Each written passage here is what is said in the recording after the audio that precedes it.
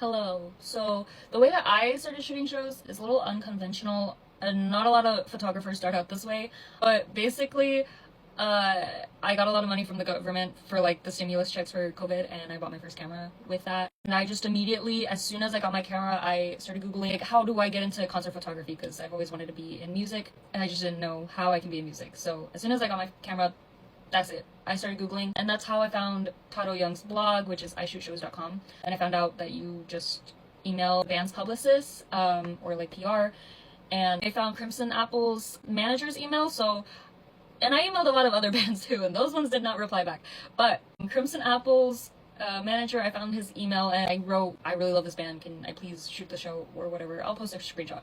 And I don't know why he was so nice to me or what possessed him to say yes, but he gave me a photo pass and a ticket, and he let me shoot their show. And I didn't have the best portfolio. I had like 5 photos, and they weren't very good photos. They were like photos of my friends and super oversaturated. So bad. So embarrassing. So he was nice enough to let me shoot the show, and that was how I got into it.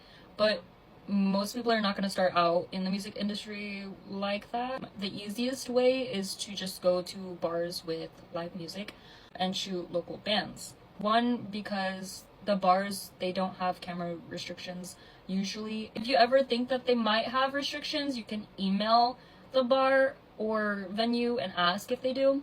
But for bars, they usually do not. And also, it's super easy to like network with smaller bands and smaller artists rather than larger artists, and you can do more cool stuff with the local bands. So yeah, that's how I started. This is like not a common thing. People don't start out this way. So yep. There's also like not a lot of like, there's also not a correct way to get into it and not a wrong way to get into concert photography. It's kind of different for everyone. But those are like some of the like common ways to get into it. You can also just know somebody who's in a band, or like have connections to someone in Live Nation or whatever.